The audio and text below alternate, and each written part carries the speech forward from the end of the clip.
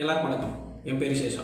இன்றைக்கி நம்ம பார்க்க போகிற வீடியோ எதை பற்றினா, இன்டர்நெட்டில் பார்த்தீங்கன்னா கடந்த ஒரு 3-4 நாட்களாக பார்த்தீங்கன்னா, அதாவது தனுஷ் அவர்களுக்கும் நயன்தாரா அவர்களுக்கும் ஒரு மிகப்பெரிய ஒரு பிரச்சனைகள் போயிட்டுருக்கு. ஸோ அது என்ன மாதிரியான பிரச்சனை, ஏன் அந்த பிரச்சனை உருவாச்சு, ஸோ அதுக்கு என்ன தான் ஒரு தீர்வு, இது ஏன் இப்போ இவ்வளோ வைரலாக போயிட்டுருக்கு அப்படின்றத இந்த வீடியோவில் நம்ம டீட்டெயிலாக பார்ப்போம்.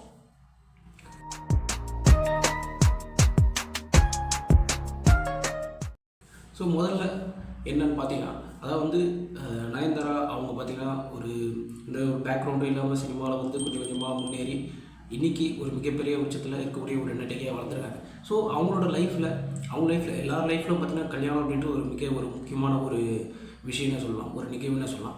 ஸோ அப்படி அவங்களோட லைஃப்பில் அந்த கல்யாணம் அப்படின்றது நடந்திருக்கு. அதை வந்து ஒரு டாக்குமெண்ட்ரி மாதிரி ரெடி பண்ணி அது வந்து ஒரு ப்ரைவேட் ஒரு ஓடிடி தளத்துக்கு வந்து அவங்க விற்றுருக்காங்க. ஸோ அதை வந்து இன்றைக்கி அது ரிலீஸ் ஆகிருக்கு. இன்றைக்கி தான் அந்த வீடியோ ரிலீஸ் ஆகுது. அதுக்கு முன்னாடி ஒரு டீசர் மாதிரி ஒன்று ரிலீஸ் ஆச்சு. அந்த டீசரில் பார்த்தீங்கன்னா அவங்க நடித்த ஒரு படம், அந்த நானும் ரவுடி தான் அப்படின்ற படத்தில் வர ஒரு சின்ன ஒரு 3 செகண்ட் வீடியோ வந்து அந்த டீசரில் யூஸ் பண்ணியிருந்தாங்க. அதுக்கு தனுஷ் அவர்கள் வந்து என்னோடய அனுமதி இல்லாமல் நீங்கள் அந்த வீடியோ கிளிப்பிங், என்னோடய படத்தோட கிளிப்பிங் யூஸ் பண்ணியிருக்கீங்க, அது யூஸ் பண்ணக்கூடாது அப்படின்னு சொல்லிட்டு அதுக்கு 10 கோடி ரூபா கேட்டு அவர் வந்து ஒரு நோட்டீஸ் ஒன்று வெளியிட்டிருந்தார். ஸோ இந்த விஷயங்கள் ஏன் நடந்தது அப்படின்னா, முதல்ல இந்த படத்தோட இயக்குனர் நானும் ரவுடி தான் அப்படின்ற படத்தோட இயக்குனர் பார்த்தீங்கன்னா விக்னேஷன், அவர் தனுஷ் அவர்கள் அன்றைக்கி ஒரு படத்தை வந்து கமிட் பண்ணி படத்தை எடுக்கணும்னு சொல்லிட்டு அணுகிறாரு. அதுக்கப்புறம் அந்த படத்தையும் எடுக்கிறாரு. படம் ஸ்டார்டிங் போக போக போக அந்த படத்துடைய கதாநாயகன நயன்தாரா அவர்களுக்கும் இயக்குனர் விக்னேஷன் அவர்களுக்கும் ஒரு லவ் வருது. அதுக்கப்புறம் அந்த படத்தில் அவங்க ஒர்க் பண்ணும்போது அவங்களுக்குள்ளேயே ஒரு லவ் வந்து அந்த படத்துலேருந்து அவங்க லவ் அப்படியே கண்டினியூ ஆகி அவங்க ஒரு கட்டத்தில் திருமணமும் செஞ்சுக்கிறாங்க. ஸோ இந்த தருணத்தில் என்ன ஆகுது அப்படின்னு பார்த்தீங்கன்னா, இவங்க இந்த படத்தில் நம்ம ஒர்க் பண்ணும்போது தான் நமக்கு ஒரு இந்த காதல் அப்படின்றது உருவாச்சு. ஸோ இந்த படம் நம்மளுக்கு ஒரு முக்கியமான படம்.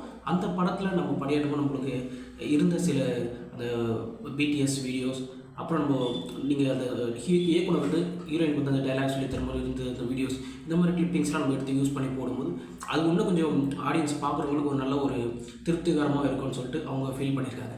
அதனால் தனுஷ் அவர்கள் வந்து அன்றைக்கி ஒரு என்ஓசி லெட்டர் வந்து கேட்டிருக்காங்க.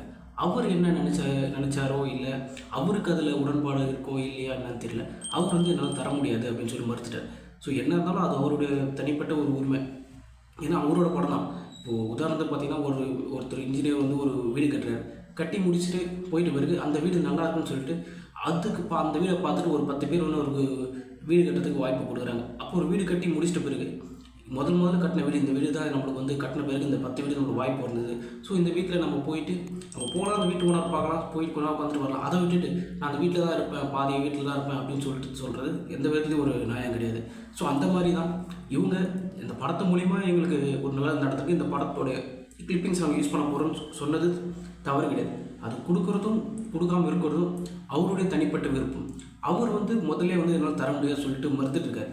இருந்தாலும் இவங்க கிட்டத்தட்ட ஒரு 1.5 வருஷம் மேலே வெயிட் பண்ணி அதுக்கப்புறம் இதுக்கு மேலே அவர் தரமாட்டார் தெரிஞ்சு அந்த கிளிப்பிங்ஸை இவங்க அவரோட அனுமதி இல்லாமல் யூஸ் பண்ணியிருக்காங்க. அதுதான் பெரிய விஷயமாக மாறி இருக்குது.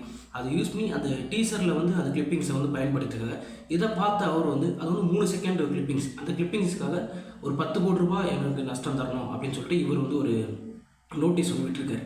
ஸோ இதை பார்த்து அவங்க வந்து உடனடியாக ஒரு 3 பக்கத்துக்கு வந்து ஒரு மிகப்பெரிய ஒரு லெட்டர் வந்து ட்விட்டரில் வந்து விட்டுருக்காங்க. அதில் என்ன மாதிரியான விஷயங்கள்லாம் போட்டிருக்காங்கன்னா, நீங்கள் வந்து ஃபேன்ஸ் மத்தியில் நல்ல விதமாக நடிக்கிறீங்க, நீங்கள் வந்து நிறைய பொய்யான விஷயங்கள்லாம் வந்து மக்கள் மத்தியில் வந்து பேசுகிறீங்க, நீங்கள் நல்லவர் மாதிரியே காட்டிடுறீங்க அப்படின்ற மாதிரி நிறைய விஷயங்கள் பேசுகிறாங்க. அதே மாதிரி படம் எடுக்கும்போது இந்த படம் வந்து ஓடும் அப்படின்னு சொல்ல நீங்கள் சொல்லவே இல்லை, இந்த படம்லாம் ஓடாது அப்படின்லாம் சொன்னீங்க, ஆனால் அதுக்கப்புறம் இந்த படம் ஓடி வெற்றி அடைஞ்சிச்சு. ஸோ இந்த மாதிரி விஷயங்கள்லாம் உங்களோட பொய்யான முகத்தை மக்களிட காமிக்கிறீங்க அப்படி இப்படி நிறைய விஷயங்கள்லாம் பேசியிருந்தாங்க. ஸோ நான் என்ன சொல்ல வரேன்னா, முதல்ல இது நீங்கள் ஆடியன்ஸ் கிட்ட வந்து சொல்லிடுங்க. ஆடியன்ஸ் கிட்ட ஒரு அறிக்கையாக வெளியிட்டு இந்த மாதிரி விஷயங்கள்லாம் இவர் பண்ணுறாரு, நான் கேட்டதுங்க இவர் தரல, நீங்கள் அங்கே யூஸ் பண்ண பிறகு எங்களுக்கு 10 கோடி ரூபா வந்து நஷ்டம் கேட்டு இவர் பண்ணுறாரு, இவர் நல்ல ஒரு மாதிரி வெளியில் எல்லாருக்கிட்ட காமிச்சிக்கிறாரு அப்படின்ற மாதிரி ஒரு விஷயத்தை வந்து அவங்க போட்டிருக்காங்க. ஸோ இதை பார்க்குற சாதாரண மக்கள் மாதிரி எங்களை மாதிரியான ஒரு மக்களுக்கு என்னவா தோணும் அப்படின்னா, முதல்ல எங்களுக்கு வந்து அந்த சினிமாவில் பார்க்குறவங்க எல்லாருமே அவங்க என்ன இதுவாக இருக்க மட்டும் அது மட்டும் தெரியும். நடிக்கிறவங்கன்னா அவங்க ஒரு நடிகர் நடிகை அப்படின்னு தான் தெரியும். இயக்குனர்னா இயக்குனர், சிங்கர்னா சிங்கர், அதை மட்டும் தான் எங்களுக்கு தெரியும். அதை மீறி அவங்க எப்படி இருப்பாங்க, அவங்க காலையில் எத்தனை மணிக்கு எழுந்திரிப்பாங்க, அவங்க என்ன பண்ணுவாங்க, அவங்க என்ன மாதிரி பேசுவாங்க, எப்படி பேசுவாங்கன்றது கூட நிறைய பேர் இல்லை, பொதுவாக யாருமே தெரியாது.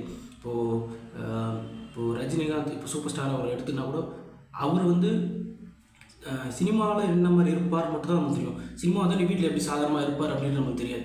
ஸோ ஏதோ ஒரு ஃபோட்டோஸ் கேட்டப்போ அவருமே நம்ம வீட்டில் இருக்க மாதிரி தான் அவர் வீட்டிலே இருக்கார் பொழுது அப்படின்ற மாதிரி தான் நமக்கு தெரியும். ஸோ அதனால் நீங்கள் வந்து அவரை பற்றி சொல்கிற விஷயங்கள் வந்து எங்களுக்கு தெரியும், எங்கிட்ட சொன்னாலும் எங்களுக்கு இந்த மாதிரி விஷயம் இருக்குமா அப்படின்றது தான் ஒரு தகவலாக தான் தெரியுங்கண்டி. அதை வந்து உடனே அவர் மேலே வந்து இவர் கெட்டவர் அப்படின்ற ஒரு தாட் ப்ராசஸ்க்கு யாரும் போகிற மாதிரி இல்லை, யாரும் அதை போகவும் மாட்டாங்க. அதே மாதிரி இங்கே பொதுவான மக்களோட கருத்து என்னன்னா, என்னவா அவங்க பழகினாலோ அதுவாக மட்டும் தான் அவங்க தெரிவாங்க. ஒரு இயக்குனரோ நடிகராகவோ ஒரு சிங்கராகவோ பார்க்கும்போது அவங்களோட அந்த திரையில் அவங்க என்னவா பார்த்தாங்களோ அது மட்டும் தான் அவங்களுக்கு கனெக்ட் ஆகும். அது தாண்டி அவங்களோட பர்சனல் லைஃப் என்னவா இருக்குன்றது யாருக்கும் தெரியாது. அதை பற்றி தெரிஞ்சாலும் அது பெருசாக மக்களுக்கு வந்து ஆர்வமும் அதை காட்ட மாட்டாங்க. ஏன்னா அது தேவையில்லாத விஷயம் அவங்களுக்கு வந்து. ஏன்னா அவங்க சினிமாவில் அவங்க மாதம் ஒரு ஹீரோ ஒரு கெத்தாக பார்த்துட்டு டக்குன்னு போயிட்டு அவங்க நார்மல் லைஃப் நார்மலாக அப்படி போயிட்டு நடந்து போகிறாரு வராரு, வீட்டுக்கு காய்கறிலாம் வாங்கி தர்றாரு அப்படின்போது நார்மல் மனுஷனாக வீட்டில் இருக்கார் அப்படின்போது அதை மக்களால் அதை ஏற்றுக்க முடியாது. அதுதான் உண்மையான விஷயம். அவங்க ஹீரோவாக பார்ப்பாங்க, ஹீரோவை மட்டும் தான் பார்ப்பாங்க. அதே மாதிரி இந்த மாதிரி விஷயங்கள்லாம் சொல்லும்போது இது நிறைய பேர் வந்து பெருசாக எடுத்துக்கல, ஏன்னா அவங்களுக்கு அது தேவையில்லை. ஸோ இந்த மாதிரி ஒரு விஷயமும் நடந்தது. இதுக்கப்புறமா என்ன பண்ணியிருக்காங்கன்னா, அவர் மறுபடியும் வக்கீல் மூலிமா ஒரு நோட்டீஸும் விட்டுருக்காரு. இந்த மாதிரி வந்து நீங்கள் என்னோடய அனுமதி இல்லாமல் யூஸ் பண்ணினா நாங்கள் வந்து மேலும் வந்து சட்ட ரீதியான நடவடிக்கை எடுப்போம் அப்படின்னு சொல்லிட்டு அவர் வக்கீல் மூலம் நோட்டீஸை விட்டுருக்காரு. அதே மீறி இன்றைக்கி அந்த வீடியோ ரிலீஸ் ஆகிருக்கு. இதில் வந்து கிட்டத்தட்ட அதில் 3 செகண்ட் தான் டீசரில் யூஸ் பண்ணியிருக்காங்க. இதில் கிட்டத்தட்ட ஒரு நிமிஷம் கணக்கில் ஒரு 10 நிமிஷம் மேலே பண்ணிட்டேன், அதுக்கு மேலே அந்த வீடியோ யூஸ் பண்ணியிருக்காங்க. இதுக்கு என்ன மாதிரியான பிரச்சனை வரும்ன்றது இனிமேல் தான் நம்மளுக்கு தெரியும். ஸோ பொதுவாக ஒரே விஷயந்தான், ஒருத்தருக்கு நம்ம ஒரு பொருள் நம்ம கொடுத்துட்டோம் அப்படிங்கும்போது அந்த பொருள் நமக்கு என்ன தான் அந்த பொருள் நமக்கு நல்லது நடந்தாலும் அந்த பொருள் நம்ம கொடுத்துடும். இப்போ ஒருத்தர் சிலை செய்கிறார் அப்படின்னா சிலையை ரொம்ப அழகாக செஞ்சுட்டு சிலையை ஒருத்தர் விற்றுட்டார் அப்படின்னா அது அவர் இன்னொருத்தர் விற்றுட்டார். அதை போய் நம்ம போய் நான் சிலையை நான் ரொம்ப அழகாக செஞ்சேன், முதல்ல செஞ்ச சிலை, எனக்கு அந்த சிலையை கொடுத்துருக்கேன்னு கேட்கும்போது அவர் நம்ம காசு கொடுத்து தான் திருப்பி வாங்கணும். ஏன்னா நம்ம காசு தான் விற்றுருக்கோம் அவர்கிட்ட. மறுபடியும் வாங்கும்போது காசு கொடுத்து தான் திருப்பி வாங்கணும். சும்மா போய் கேட்டாங்கன்னா ஒரு 10 ரூபானா கூட யாரும் சும்மா தர மாட்டாங்க. ஸோ அந்த மாதிரி விஷயங்கள் தான். அதே மாதிரி அவருக்கு நிறைய ஒரு யூடியூப் சேனல் நிறைய பேரில் சொன்னது என்னன்னா, என் காசில் வந்து நீங்கள் வந்து ஜாலியாக இருந்துட்டீங்க, அதெல்லாம் நான் ஏன் தரணும் அப்படின்ற மாதிரி சில யூடியூப் சேனல் நிறைய விஷயங்கள்லாம் சொன்னாங்க. அதுவாக இருக்குமான இடத்துல. ஆனால் உண்மையான விஷயமும் என்ன பொறுத்தவரைக்கும் என்ன வரும்னா, நம்ம ஒரு விஷயம் அவர்களுக்கு கொடுத்துரும், ரிட்டன் அவர்கிட்டருந்து வரணும்னா அவரோட உரிமை இருந்தால் மட்டும்தான் அவருக்கு நினச்சா மட்டும்தான் அது வரும். அவர் எனக்கு அதில் விருப்பம் இல்லை, நான் தரத்துக்கு விருப்பம் என்னால் தர முடியாது அப்படின்னு நினச்சானா அதுக்கு அவர் வந்து அது தரது அவரோட விருப்பம்.